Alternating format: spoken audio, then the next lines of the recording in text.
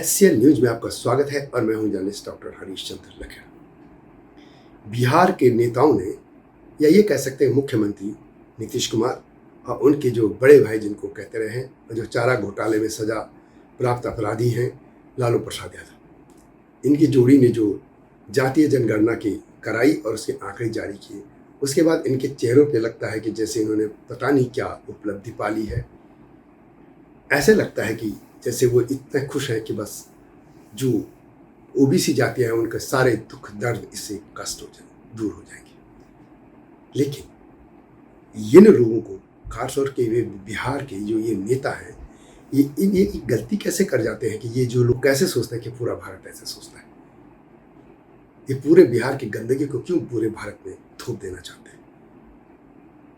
सवाल ये है कि आप जो करना है कीजिए, लेकिन क्या ऐसे हो सकता है कि दूसरे राज्यों में भी ये दूसरे लोग जो हैं उनकी इनकी बातों को कैसे मान लें। सबसे पहले मैं बात करूंगा हिमालय क्षेत्र की। जब भारत आज़ाद हुआ था और राज्यों के सामने जो रजवाड़े थे उनके सामने तो एक ऑप्शन था कि वे भारत या पाकिस्तान में कहीं भी विलय कर सकते हैं, लेकिन जो सीधे ब्रिटिश शासन के अंडर में थे वो सीधे भारत के में विलय कर दिया गया। लेकिन सवाल एक है कि जब भारत आज़ाद हुआ था तो क्या इन लोगों से पूछा गया था कि इस तरीके की एक पॉपुलेशन जो सीधे आबादी बढ़ाएगी और कोई जिम्मेदारी नहीं, आबादी बढ़ाओ और हिस्सा मांगो, ये कब तक चलेगा।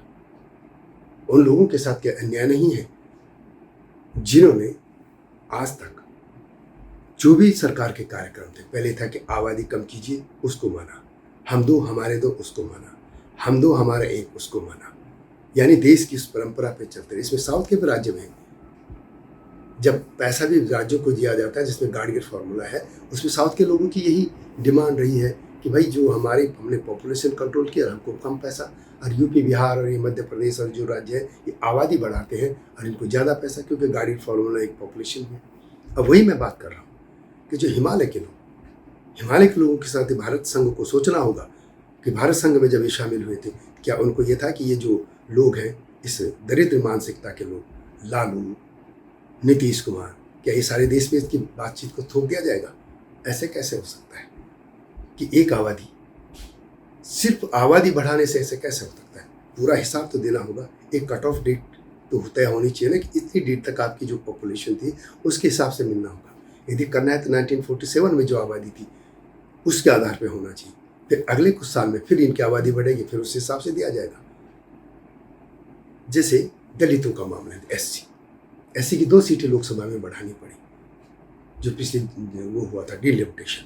आखिर क्यों? इतना आप आबादी बढ़ाएंगे, आपको सीटें दे देंगे, तो ये कौन सा न्याय है, ये कौन सा जस्टिस है। जो लोग देश की आबादी जो बोझ बढ़ रही है उसको बनाए रखने में अपना जिम्मेदारी निभाते हैं, वो तो हैसियत पे चले जाए, और जो अपनी आबादी बढ़ाते रहे उनको हिस्सा दिया जा रही है। कौन सी तर्क होना चाहिए। सीधी तौर पर भारत के लोगों को सोचना होगा कि जो लोग हिमालय क्षेत्र के लोग हैं उनको भी इस भारत संघ को सोचना होगा। वहाँ पे कोई इस तरह की ओबीसी पॉपुलेशन है नहीं, तो उन लोगों को क्या हक मारा जाएगा।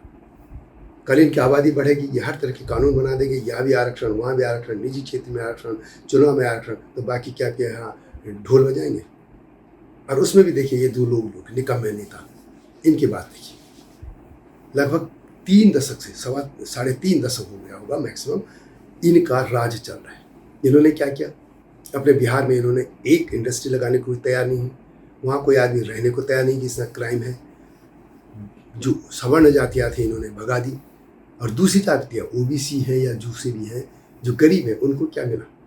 सिर्फ लालू का, ओबीसी के नाम पर लालू का परिवार आगे बढ़ता रहा, बाकी का क्या हुआ। सवाल ये कि जाति कीजिए, जितना हक था मिल भी गया, लेकिन एक कट ऑफ डेट तो तय करनी पड़ेगी ना भारत को कि इस डेट में आपकी जितनी आबादी उससे मिलेगा, उसके बाद आप बढ़ाओ न बढ़ाओ, कुछ तो तय करना पड़ेगा आपको। ऐसे थोड़ी कि आपकी आबादी बढ़ती रहे और आप करते रहोगे। और जो लोग आज़ादी का पिछला आंदोलन में देख, जो उन्होंने अपने जीवन दिया, जो फांसी के फंदे पे लड़े, चाहे पहला जो स्वतंत्रता आंदोलन था उसमें मरे, दूसरे में मरे, कितने लोग जेल गए, उसका कोई हिसाब नहीं होगा इस भारत में। मतलब एक ही तथ्य है कि आपकी आबादी है, आपको दे दी, क्यों दे दिया जाए आपको, किस आधार पर मिलना चाहिए भाई कि आबादी। आबादी बढ़ाएंगे। इससे इस लॉजिक को भारत संघ को सोचना पड़ेगा, नहीं तो इस तरह की भावनाएं देश में एक अलगाववाद की भावना पैदा करेंगी। और ख़ासतौर पर हिमालय के लोग जो सभ्य तरीके से रह रहे, जिन्होंने अपनी आबादी बीच में किसी भी लोगों को इस तरीके का भेदभाव नहीं किया, एक समान जीवन दिया, सब एक तरह के लोग वहाँ रहे और उनके बीच में कोई ओबीसी टाइप नहीं है। और ख़ासतौर पर बिहार के नेताओं को सोचना होगा कि उन्होंने इस 3 दशक में, 3.5 दशक का जो कार्यकाल है, उन्होंने किया क्या है। सारी सवर्ण जातियाँ वहाँ से भगा दी गई। जो गरीब हैं बेचारे, वो आज भी दिल्ली में देखिए रिक्शा चला रहे हैं, आपने उनको भी कुछ नहीं दिया। तो फिर आरक्षण से ही क्या मिलता जाएगा। एक पूरे समाज को आप जातीय द्वंद्व में, एक युद्ध में झोंक लेना चाहते हैं अपने नाकामी को छुपाने के लिए, और सिर्फ आपको सत्ता मिले। ऐसा नहीं हो सकता।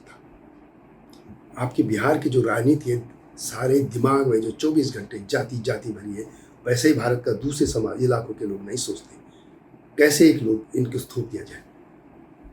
चूँकि मीडिया में आपको लगता है कि आपकी बातें सुनी जाती हैं, उसके कई कारण हैं, किसी और दिन बताऊंगा।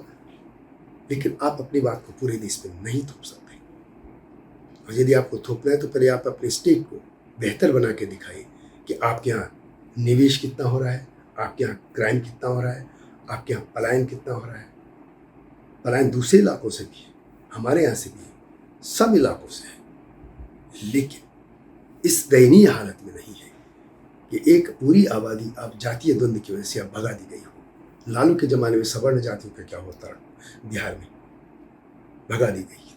बाकी किसी स्टेट में नहीं है। पलायन उत्तराखंड से भी है, जहाँ से मैं हूँ, लेकिन वहाँ इस तरह किसी को नहीं भगा गया। और ये सब उन सरकारों की नाकामी है। अपना घर कौन छोड़ना चाहता है, हम भी नहीं छोड़ना चाहते। यदि आज भी हमारे स्टेट में हमें कुछ ऐसे साधन मिल जाए तो हम कल ही चले जाएँ अपने यहाँ, आज ही चले जाएँ, अभी चले जाएँ। लेकिन वहाँ भी नाकामी थी। लेकिन वहाँ जातीयता इस तरीके से नहीं है कि हम पूरे देश को, समाज को तोड़ दिया जाए। तो ये बिहार के जो लालू, नीतीश, इनको सोचना होगा कि पूरा भारत आपकी तरह नहीं सोचता है। और भारत के जो नीति निर्धारक हैं, इसमें कार्यपालिका है, विधायिका है और कोर्ट है। इनको सोचना होगा कि हिमालय के लोगों का इस भारत खंड में क्या भूमिका है। जब भारत संघ बन रहा था, उसमें इस तरह की कोई बात थी क्या कि जो आबादी बढ़ाएगा उसको दे दिया जाएगा सब, और जो ईमानदारी से देश के लिए मरते रहे, खपते रहे, आर्मी में मरते रहे या जो से हो, उनको आप फांसी में फेंक दिया जाएगा।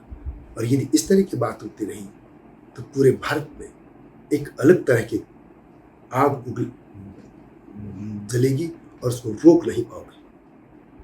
और ख़ासतौर पर हिमालय के लोगों के साथ आपको अन्याय नहीं करना होगा। यदि आपको किसी को भी देना है, आपको ये आबादी हिसाब से जो देना दो, लेकिन हिमालय के लोगों का हिस्सा पहले तय कर दो। हिमालय के लोगों का हिस्सा तय आपको करना होगा। और हिमालय के जब आप करता हूँ तो हमारे जम्मू कश्मीर भी है, लद्दाख भी है, हिमाचल भी है, उत्तराखंड भी है, सिक्किम, उसके अलावा जो पश्चिम बंगाल के ये दार्जिलिंग और जो पहाड़ी क्षेत्र है वो है। उसके बाद नॉर्थ ईस्ट के 7 स्टेट तो हैं, असम है, नागालैंड, मिजोरम, जो भी ये 7 स्टेट है, सभी में उनकी बात कर रहा हूँ। इन सब स्टेट का आपको अलग से हिस्सेदारी तय करनी होगी। उसके बाद जो बांटना बांटो, लेकिन हिमालय का हिस्सा मिलना चाहिए। यदि ये होगा तो ये अन्याय माना जाएगा हिमालय के सीधे साधे उन लोगों के लिए जो देश के लिए मरते हैं, खपते हैं, नियम मानते हैं, न वो कहीं चोरी करते हैं, न इस तरह के वो करते हैं कि किसी तरह के इनका समाज इस तरह के बदनाम नहीं है। इसलिए बिहार के नेताओं को सोचना होगा कि जैसे आप सोचते हैं वैसे पूरा भारत नहीं सोचता है। यह वीडियो कैसे लगी कमेंट में उससे लेकर इस तरह के मुद्दों के साथ आपके सामने आऊँगा। लेकिन सवाल एक ही कि हिमालय के लोगों का आपको पहले हिस्सा तय करना होगा, उसके बाद बातें आगे बढ़नी चाहिए। जल्दी मिलता हूँ नई मुद्दे के साथ, तब तक नमस्कार।